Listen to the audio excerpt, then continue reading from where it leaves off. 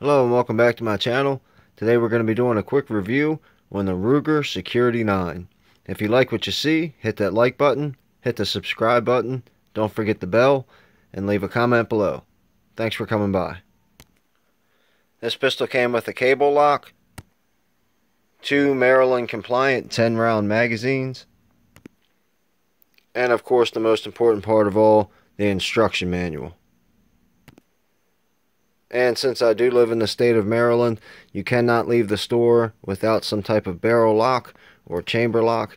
I've showed in my prior videos the bore lock that goes inside the barrel. This is a chamber lock, and sometime this weekend I'm going to be making a video about this kind of stuff, so I'll go into detail about that on my next video. Then of course the pistol itself. And before we go any further, we'll do a quick safety check and show that there's no round in the chamber and there's no magazine down in the well. This is an internal hammer fire pistol, and you can see the hammer right there in the middle, and when I pull the trigger you can see it drop. Next thing we'll go over are the sights. As you can see on the back, it's got the U cut out instead of the 2 dot, and then on the front it's got your standard 1 dot.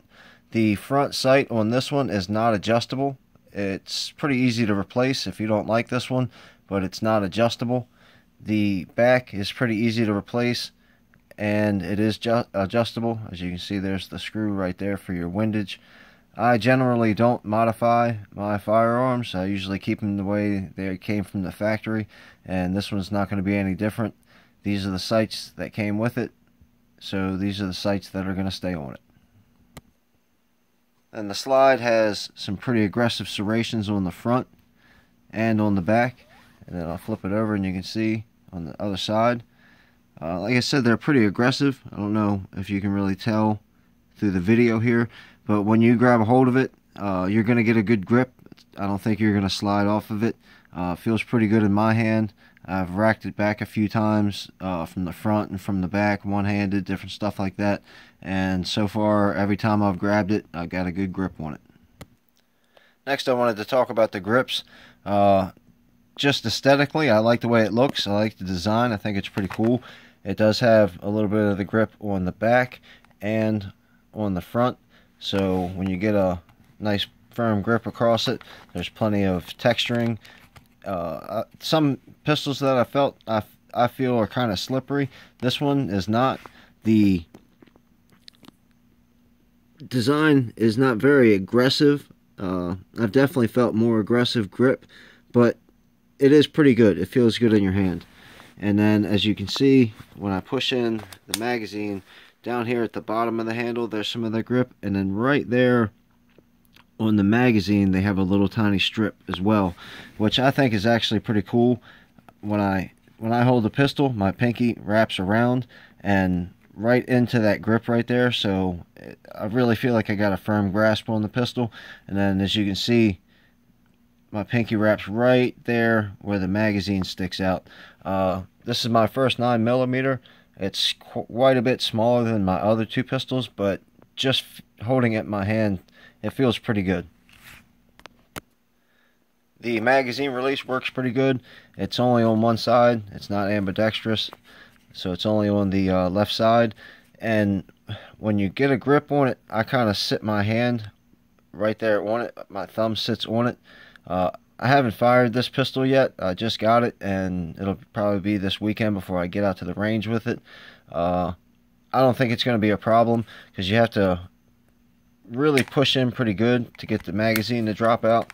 And if you have a bigger hand and you have a nice firm grip, you may have an issue with it, but as far as just practicing with it here, it feels pretty good in my hand. And then I'll show you the magazine drops right out.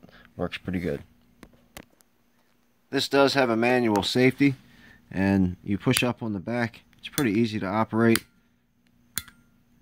Not that big of a problem. The one thing that I would question is what I've noticed through all the other firearms that I have. The safety only works when the gun is ready to be fired. Empty chamber, no magazine, and bang. now I can't operate the safety. I don't really understand why that is. In my mind, I would think you'd always want to be able to operate the safety whether the round is chambered or not, but I've noticed that usually the safeties only work when there's actually a round chambered or dry fire, the pistol's ready to be fired. And I've found the same thing on a few rifles too. So if anybody watching knows why the safety only operates when it's ready to fire, maybe you could leave a comment below and let me know. Thanks. Now to the slide catch. The slide catch on this is exactly that. It's just a catch. From what I understand, just practicing with it here, it's not a slide release. You can push on it all you want and it's not going to release the slide. You actually have to rack the slide back in order for it to go back in the battery. So all this is going to do is catch the slide. Now, when the magazine is in and there's no round in the magazine, when you rack the slide back, it'll lock open. You see there's no round in, and you can't undo it. It's going to stay locked open, and you still can't use the magazine release or the slide release. But if you drop the magazine out, it pops right into place real easy. Once again, you get a good grip on it. It's pretty easy to operate. And then I'll show you what the fire looks like. Right there is where it breaks. It's got a little bit of travel. I don't know if you heard the click over me talking, but right there is where it hit, and then ready to fire again. The trigger pull feels pretty good to me. It does have the trigger safety on it, a little toggle right there, and to me, it's not very tough at all. Right now, there's no round in or anything like that, so it's obviously a lot looser than it's going to be. But it feels like a pretty good trigger to me. And another thing that I do like is the oversized trigger guard here. I've mentioned in my prior videos that the range that I go to is an outdoor range, and in Maryland it can get quite cold, so hopefully I'll be able to put a glove on my finger and still be able to get in here and have a comfortable trigger pull. There is a rail on the front. You can put your optic or your red dot, whatever it might be.